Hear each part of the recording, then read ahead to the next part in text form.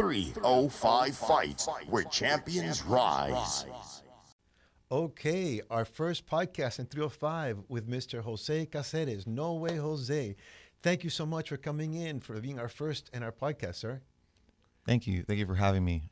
So let's start first with a little bio about yourself. Tell us your fighting name, your affiliation, your record. Tell us about yourself. All right. I'm Jose Caceres, formerly known as the Fresh Prince of Kendall. Currently, my ring name now is No Way Jose, as in Know Way Jose, as in for knowledge, the way of knowledge. So No Way Jose. I just like the spin on the name, and to me, it's very catchy for branding. Yes, sir. And I'm a mixed martial artist professional and a mixed martial arts coach. Training the young youth, and young adults, and introducing them and educating them in a mixed martial arts fashion that I feel is fit for people that want to learn. And one of the things that we're excited to have you and be part of 305 Fights and actually be on the podcast and be an example of the martial arts and the combat sports, because you combine the high technical knowledge of the scale of the game, but your philosophy and of the martial arts and the way you conduct yourself. I think it's really refreshing. That I'm meaning that because you said about your name. What is your record right now? 15, 10, and 1. And in that record, I didn't know, and you could tell a little bit of the story, is that you've fought and beat Usman, the actual champion, the man that is a monster that everybody's fearing. Yeah, and and they're all in their right to fear, but I am that guy that beat him, and it was a tremendous feat for me because I was coming off of a 3-loss streak. I lost 3 times in a row before I fought that man, and I was actually kind of scared to fight him, but I had no other choice. My back was against the wall, and I needed to make some revenue because I have a daughter coming. And I remember that fight because it's very special to me because I went in there like strictly, to get a victory. And during those times, I was really heavy into this philosophy of, Chinese martial arts, such as Qigong, Xingyi, and Bagua. And I was kind of like this crazy, guy at the gym, not only training the way traditionally that we train and conventionally that we train with Manolo and Ray at our gym at the time. And then to like also, being introduced to this, Chinese way of like understanding and boxing, which I wanted to, put into my game because I just felt like the more sides I have, the more unpredictable I can become, and more knowledge wouldn't hurt. So I just thought it was going to make me more unique, and which it did in turn, which led to a victory. I went in there strictly thinking that I was going to do some Xing Yi Quan on Kamaru, and it ended up, I ended up beating him with using jiu-jitsu because it's mixed martial arts at the end of the day. Correct. I threw my punches and stuff, but I think during that fight, he felt my intentions. I was ready to bang and just, go toe-to-toe with him no matter what because there was nothing to lose. And I ended up taking his back using some of my special grappling moves that, I keep displaying it over and over again in most of my matches and having success. And I ended up choking him out in the first round. Yeah, we talked about that earlier, and one of the things that I love to have you on the show is that you have a very diverse and a different, fresh look at the martial arts. And we talked, what you said right now, the Chinese martial arts, the internal arts of Qigong, Tai Chi Chuan, Baguazhang, Xing Yi Chuan. And now with Weili Zhang, you're kind of seeing that Chinese boxing. Yes. And that's, I think, an affinity that we have, and we wanted to bring that aspect to the public, to inform them, educate them. In fact, I was talking to you about your brother. Tell everybody who's your brother. Yeah, my brother is Alex Caceres, Bruce Leroy, the Last Dragon. And he's a mixed martial artist, one of my inspirations and the reasons why I stuck to the sport because when I saw the potential, I was like, and what we've been through in our lives, like this is what we're meant to do. And he kind of like made it aware that and made me believe that we could do this, for so long after being subconsciously programmed by society, and even my father, you know what I mean, like was telling me, like my dad was telling me that, like, you know, kids like us won't be able to make it into, like, you know, such like high levels or high stages in like a sport like that, because people have been doing it before me and whatnot. And it's, I that blocked me a little bit, but then when my brother broke through, it kind of inspired me to break through. So I love that inspirational chain reaction that had happened with me. Though I might not be in the UFC yet, the fact that he made it in there is still, like, you know, rewarding enough in what I do for others as students. Correct, totally correct. How long has he been fighting now for the UFC?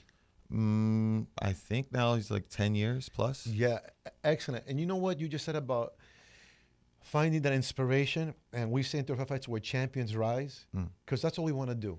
We want to give information, education, motivation, entertainment to motivate people to rise in whatever field, and that they have the potential to rise. You mentioned that you're also a coach, and I've actually seen you as a coach, as an instructor, and that's another quality that you pass on. That's really great. How's your experience being a pro fighter, being a high elite fighter, and being a coach of the mixed martial arts and the combat sports and martial arts? Man, it's relieving and revealing. I mean, the fact that coaching shows me a lot more than like just practicing the move. Sometimes, like when at the midst of teaching, you know, I have an epiphany about a certain like concept of the move, which, you know, I can explain it plus with all this other philosophical and, you know, dynamic way of thinking of applying certain movements. I can take what was conventionally learned and add more to it so that people can have, you know, more access to that information, which like certain kids, you can just tell one kid just by moving versus another kid, you have to, like, you know, elaborate more with words and concepts so that they can, like, you know, attach themselves to like certain understanding so that they can display that martial arts and express themselves completely. Isn't it crazy? It's a cliche, we say this, but isn't it crazy that you say you learn more when you're teaching, but it's so true. You'll get something, you know, and then you start teaching it, and you'll say, "Oh, hold on, this is just evolve," and you'll innovate, actually make a new move out of that move. That, I mean, as a teacher, that's what I found incredible. That you kind of, well, I say essence, evolution, innovation in that process. Yes. Now let me ask you, your affiliation is with Freedom Fighters, and who else? Let's give a shout out to the affiliation, your instructors. Oh yeah, man. My home gym, Freedom Fighters, which is based out of Miami, Florida, in Kendall, and Carlson Gracie, Miami, also in Kendall. And with those two gyms, you know what I mean, what we do, like having this affiliation, is the fact that, you know, I have my home gym where I get to train my students and train myself and get trained, and then we can also go to another school where I can also receive, you know, information and another dynamic of the game, which is the ground, and as well as cage work, with the guys at Carlson Gracie, and we get to, like, you know, put to the test the things we've been teaching against each other, kind of like if you put two guys in separate rooms and then you show A one thing, you show B the other thing, and then you bring them together to make C. Correct. I think that what makes you a well-rounded mixed martial arts combat sport athlete is you have that dynamic. You have two training camps that are great with Miguel Manolo Lopez, who's an incredible striking coach, incredible combat instructor, with Ray Fundora, shout out to Ceviche, and in Freedom Fighters, and then in Miami, Carlson Gracie, which I've been there also. And I think that dynamic with your teaching and whatnot is what makes a well-rounded fighter. One of the things that I like about mixed martial arts that came up now is that you're becoming well-rounded and dynamic. It's what I call research of possibilities, not just focusing on one thing. How do you feel about that? No, I feel that, you know, that's the way you have longevity in the sport. That's the way you keep growing. You don't stay stagnant. That's like, even after you're a champion and you retire out of this fight game, which, you know, is not a long career, you know, age-wise, because then you have the rest of your life. What are you going to do after that? Like, are you going to have anything to, like, fall back on to, like, show people, or are you going to just keep showing the same thing, regurgitating the same stuff, and not really producing, you know, an evolution or adding on to the sport or to your career or to your life in general? You know, you said two things, your career and your life, which is great. Like the reason we started 305 Fights Gym and 305 Fights, the combat sport league, was an avenue to promote the martial arts. There's the combat sports and the martial arts. For me, the martial arts, what you talked about, things that give you life skills, that's going to help you in your career and everything you do. And you're a great example of following that path. Talk to me about any highlights of any, because you fought in two events that I think are huge events and great events. Combate America, which is one of the biggest, if not one of the biggest Latin American combat sports league, and M1. Can you talk to me a little bit about that experience? Oh, man. Awesome experiences. This is my second time fighting for Combate, and that was my first time fighting for M1, kind of like within a 4-month span. And Combate is it's a very high end, promotion, meaning they take care of their fighters. They it was on point with the rule setting, nothing crazy. It was just like the way, if you were a UFC fighter, like the way I saw my brother get treated in the UFC, I saw that in Combate, and I felt it. I heard that one of the founders of Combate was one of the founders of the UFC. Yes, that's actually a true statement. Because the dude himself, if I cannot remember his name. Okay, we'll look it up later. Yeah, we should look it up. But I mean, I sat with him, saw him person to person, and he spoke about that he was the first guy to create UFC, and then he sold it, and I believe he sold it to Dana White at the time for dirt cheap. Yes, and the M1 company, is that the Russian company? Yeah, M1 is a Russian. That was almost like, in a sense, if people are familiar with the Jiu-Jitsu Abu Dhabi, there's a North American trial. That'll be like the North American trial version to M1 Global, the road to M1. So that was kind of like a tryout, which I didn't have success in that fight. I lost through a decision, but great experience as well. I just didn't like the half cage, half ring, because it didn't let me. It was kind of like the environment kind of changed my game planning a little bit. Correct. It made me feel like I was behind because I didn't get to use certain techniques. Well, that's a great point for people that are listening. Your environment will change your technique. I call that tactical considerations. Yeah. For example, you train boxing and it improves your hand skill. Yeah. But then you got to transfer boxing into mixed martial arts, into a cage. So there's different tactical considerations, and those are the things that you have to watch out and plan in your method of training.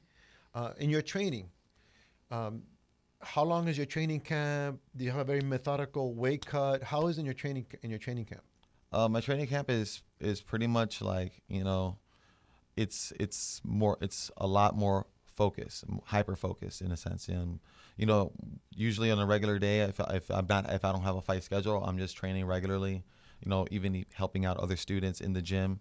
And then when it's training camp, it's more focused time for me. So that means like I might break off and just review the fighter that I'm fighting, go with the coach and with my coach Manolo or some other guys that are, watching the fight with me, because I have also training partners which act and step in as kind of like help and coaching with either mid work or buddy drilling and things like that. And we'll just, game plan for that fight, and about the same thing. Like, if it's the environment, if you're fighting in a certain environment, be ready to adapt and prepare for that environment as well. So there should be no excuses as a mixed martial artist, like the environment and changing your skills. I learned that, and I was like, even though I lost and I was trying to come up with every excuse why I lost, I was just like, at the end of the day, I should have adapted and should have just kept the striking. Well, that adaptation and that changing the mindset, open mindset, is that Chinese philosophy that we went back to. Talking about adapting and changing, you are the current 205 Fight Super Grappling Champion. You're going to be defending your title. Yes. You fought twice. Let's review that number 6 with Atos Jiu-Jitsu, that grappling match. Okay. If you were commentating on your own fight, how would you commentate it? How would you? Was it? Well, that match I came prepared for a grappling match. For me, grappling matches, especially inside the cage, it's less pressure. Not dealing with strikes. And so, the bravery and the confidence is just like on another level. And, what you're working against is now time, and you have time working against you so that you can look dominant or receive a finish, by looking for it and working for it. So, if I was commentating on my fights, it would just be me working, to look for a finish, just confidently without hesitation or just having fun in general. This is an environment that I'm used to, and I'm showcasing my skills and, things like, and sharpening up the tools that like I would typically use in my fights. You're talking about looking for the finish, and we talked about tactical considerations and strategy. One of the things that I've heard and I found out is that the difference between tournaments, sport, and actually going in the cage and fighting professionally, whether it be grappling or whatnot, is being a finishing fighter. In a tournament, you might go for points, but here you're looking for this in MMA for the knockout or submission, or in the grappling in the submission fight. For example, let's go to number 7, you versus Jimenez, and this was a tough one for me because I like you as a person, and I like Mr. Jimenez. He's a great gentleman, also from the KO zone. So I was like, could they both win? Could they both win? How did it go in that fight? And were you looking towards the finish, and you got the finish? And how was the strategy in that fight? Well, yeah, I mean that was the second grappling match, and that was a tough fight. It only gets harder from there. The opponents would become a lot more intelligent. They saw you do it live the last time, and now they're ready for you. They have a visual, the idea. So that was like a battle of will. Like he was strong and he was dangerous. He was going for things that were my weaknesses. At the time, which would be like leg locking, and those are the things I had to be careful for because that could have ended the fight right there. Which I've lost to that in professional fighting. So me being aware that that's the kind of stuff that he wanted to do, I had to really work him conventionally and just to remain dominant the whole, I believe, 8 minutes. I won by decision. Mm-hmm. I went for submission attempts, but, I know that puts you ahead as well, in grappling, where when you look for the attempt and you start squeezing it, at least, it's showing you, and then he escapes, then it's a 2-to-1 factor. And yes, and the super grappling fights, just like in mixed martial arts, even like in the UFC, usually the dominant fighter, the one that's pushing the fight and trying, is going to give points for ring generalship, and it's probably going to lead the fight. Now, talking about the fight, did you see, let's update and recap, did you see the UFC 248, Joel Romero against Adesanya, and what were your takes on that recap of that fight? Yeah, man, I was actually with Conscious Vice, another podcast that I was working with, watching the fight at my friend's house, and we were commentating on it. So I watched the entire fight. And which fight you want to start with, Yoel and Adesanya's? Yes. All right. So with Yoel and Adesanya, I can say I have an affinity towards Israel more than Yoel, though I did train with Yoel for about like 5 to 7 years, in our gym before he made his leave with Freedom Fighters and went to American Top Team full time. But I was very blessed to have him there and like learn from him, to work with somebody that was once a wrestling champion and somebody that's like, a terror in the middleweight division, and somebody I got to spar with. That guy's the real deal, tough. If you notice in none of his fights, even if he lost, he never really got hurt or he lost. Like they just beat him in a match, but it's not like he got knocked out or finished in any kind of way. So the dude's a monster. And I feel like Israel recognized that because with that first strike in his power. So Israel played it kind of like, intelligently and used, he pushed the fight in a way that was more appealing to the crowd. And, Yoel didn't push the fight like the way he could have and had potential for to win the fight. And Israel won the fight. I was going for Israel. I mean, like, I love Yoel too, but the guy I relate with the most, the guy I like his ideals and what he stands for, is Israel Adesanya. Yeah, I agree. My assessment is very close to that. A lot of people complained, even Dana White complained that there wasn't much of a fight. And a lot of people don't know that fighting is very strategic. I'll tell you a couple of things that I liked. First of all, what I liked is Joel Romero had this strategy that threw Adesanya off his game plan. Mm-hmm. When he first stood there and he did nothing with his hands up, and people don't want to see that, but I'm sure he was wondering what is going on. And that's messing with your mind. And most of the fight is a mind game. Because you're going against time. Correct. Yep. And then since he was he didn't know how to read him, he caught him with that punch. He also caught him with a jumping kick. And I know that when he hit him hard. He said, whoa, he hits hard. Yeah.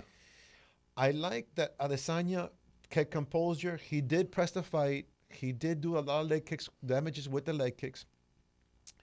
I think both of them though could have adapted and tried to win the fight and do more in the fight, because you can say, oh, the person didn't want to fight.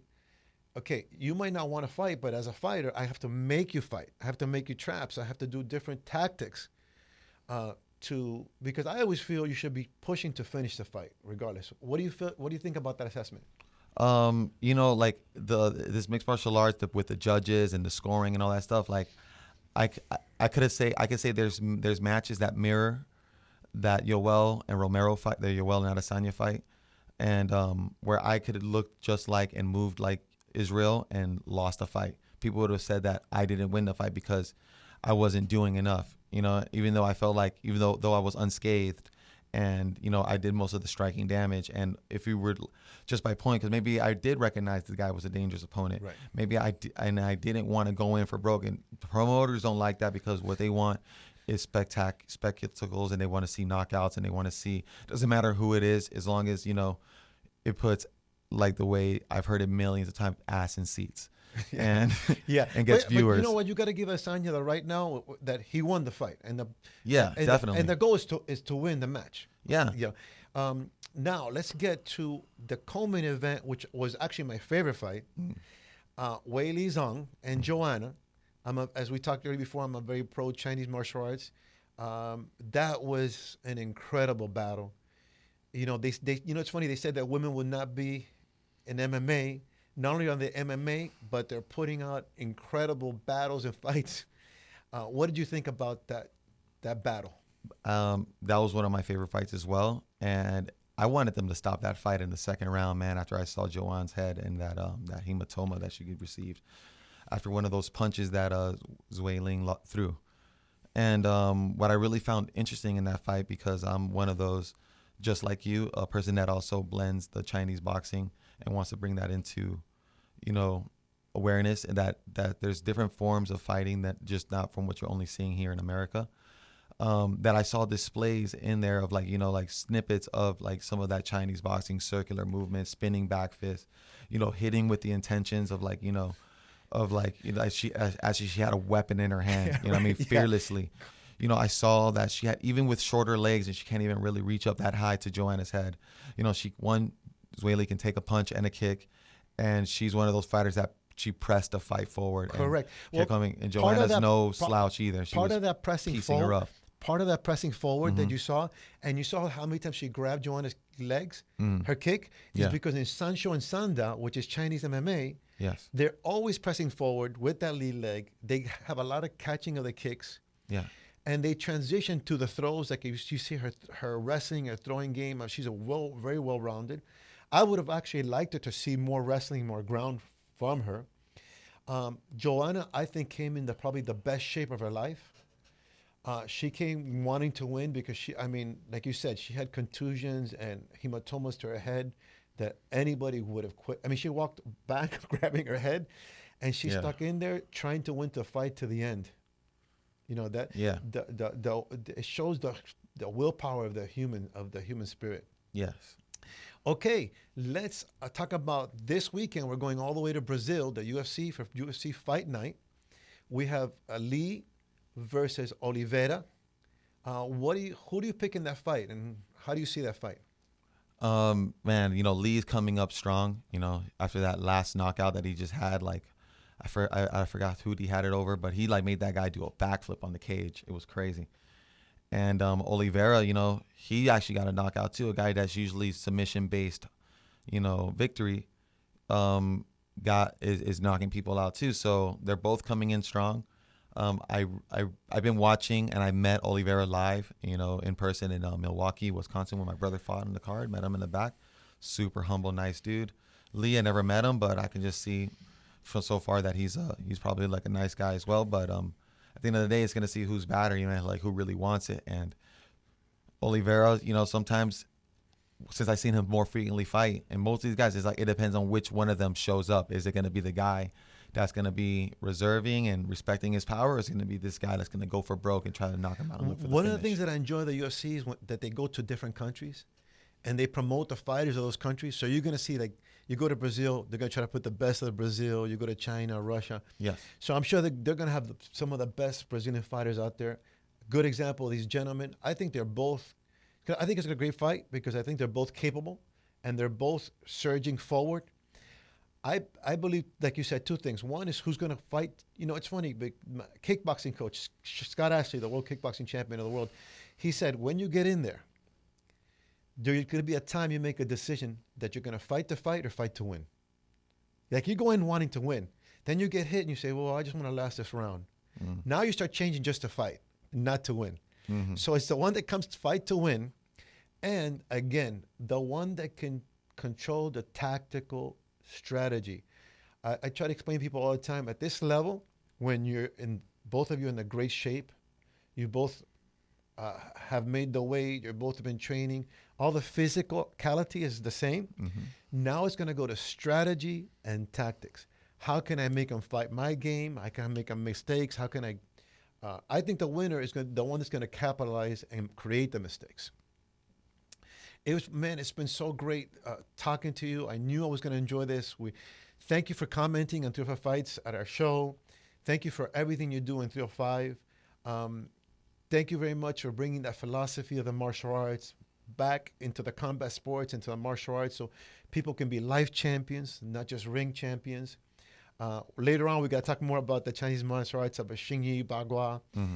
And like you said, exploring these different cultures and these different philosophies. That's one of the things that I love about Miami and the 305 is that we have so many cultures. We are the true blending, the melting pot, and we can take advantage of these cultures and grow from these cultures. Is there anything before we end that you would like to talk about or remarks to say? No, yeah, just like about that too, being blessed to be in this melting pot of like people, you know what I mean? Like, that's how I got to know, the Chinese martial arts aspect and understanding because of my Chinese friend, Shi Young Feng, somebody that trained with a master, that trained with another master from China, like very similar to you from California. So, like, the chance to go out and explore and leave, like, let's say my comfort zone and be somewhere like in a studio, just hanging out and learning and hanging out with different people that have nothing to do with what I was doing, but yet they can add to what I was doing. That was a true blessing for me, with all that knowledge and hanging out with different experiences from guys that were like either in the military or just they've done different services with people, from holistic healing and massage therapy, like all that stuff, is being given back to the people through me in a way that that is humble, so that people can like grow from this, like the youth cannot make the same mistakes or fall in the same pit holes and falls that I've made, growing up in this society, especially where we live in Miami with all these like crazy distractions. Correct. Thank you so much. And we wish you life, health, success. Thank you. Thank you, Elio. Thank you guys so much for having me in the studio today.